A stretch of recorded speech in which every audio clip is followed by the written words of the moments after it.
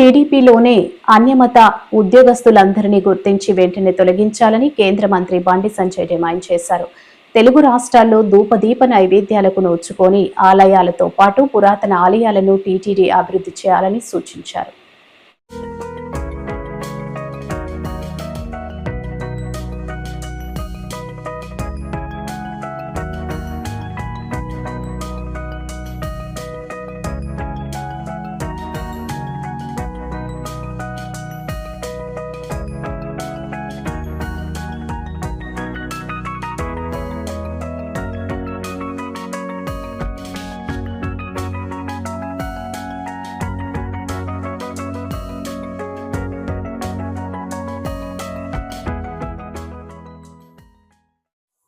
అందరికీ జై గోవింద.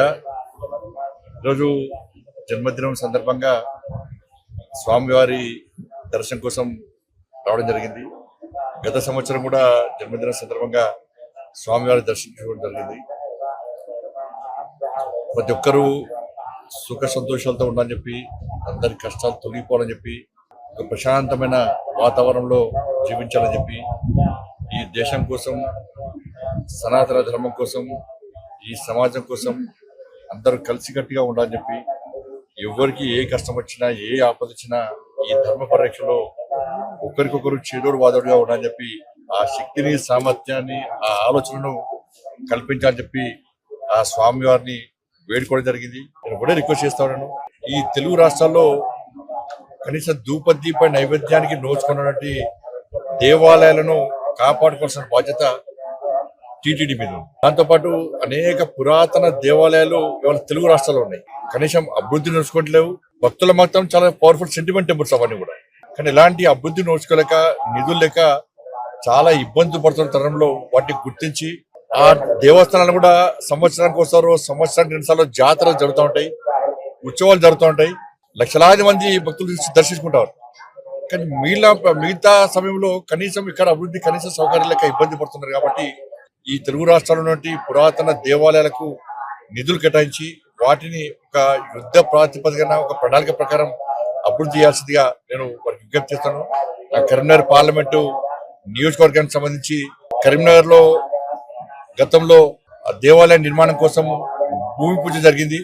దాంతోపాటు అక్కడ దేవాలయాన్ని, కరీంనగర్ నగరంలో దేవాలయం నిర్మించడం, దాంతోపాటు కొండగట్టు, వేములవాడ, ఇల్లంతకుంట రామాలయం, ఈ 3 దేవస్థానాలు కూడా అభివృద్ధి కోసం నిధులు కేటాయించి సహకరించాలని చెప్పి టీటీడీ చైర్మన్ గారికి, అదేవిధంగా గౌరవ పాలకవర్గ సభ్యులందరూ కూడా మా భానుప్రకాష్ రెడ్డి గారి ద్వారా విజ్ఞప్తి చేస్తున్నాను. ముఖ్యంగా ఇల్లంతకుంట రామాలయం, కొండగట్టు ఆంజనేయ స్వామి దేవాలయం, ఇవన్నీ కూడా చాలా పవర్ఫుల్ టెంపుల్స్.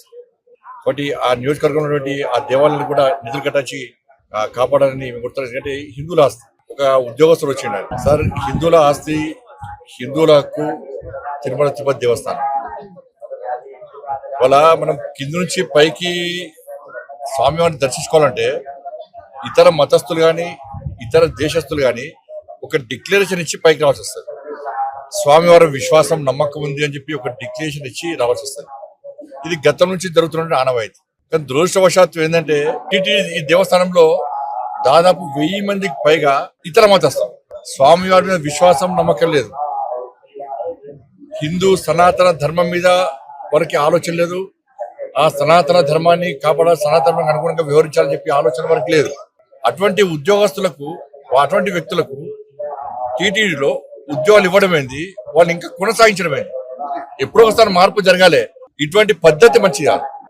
ఇతర మతస్థులు ఈ దేవాలయంలో ఉండడం వలన వాళ్ళ ఆచార వ్యవహార విషయంలో చాలా ఇబ్బందులు వస్తున్నాయి. అన్ని మతాలకు ఇవ్వడానికి ఇది ఒక సత్యం కాదు. చాలా మంది అర్చకులు అని ఈ సనాతన ధర్మం మీద ఆధారపడిన ఉద్యోగాలకి చాలా మంది ఇబ్బంది పడుతున్నారు. కాబట్టి జీతభత్యాలు ఇచ్చుకుంటూ స్వామివారి మీద విశ్వాసం, నమ్మకం లేని వ్యక్తులను ఏ విధంగా మీరు ప్రోత్సహిస్తారు? గతం నుంచి వస్తున్నప్పుడు కూడా ఎక్కడో ఒకడ పురుష పెట్టాల వాటి. దీన్ని వెంటనే నిర్మూలించాల్సిన బాధ్యత పాలక వర్గం మీద ఉంది. నేను దయచేసి మళ్ళీ విజ్ఞప్తి చేస్తాను, ఇది ఏ ఒక్కరి ఆస్తి కాదు, ఇది హిందువుల ఆస్తి. స్వామివారి విశ్వాసం, నమ్మకం హిందువుల యొక్క ఆస్తి తిరుమల తిరుపతి దేవస్థానం. అటువంటి ప్రాంతంలో ఇతర మతస్థులకు ఉద్యోగాలు ఇచ్చేటువంటి పరిస్థితి నుంచి బయటికి రావాలి. ఉన్న ఉద్యోగస్తులను వెంటనే తొలగించాల్సిన బాధ్యత ఇవాళ టీటీడీ పాలక మండలి ఉన్నది. నిన్న మతము రెచ్చగొట్టడం కాదు, వాస్తవం.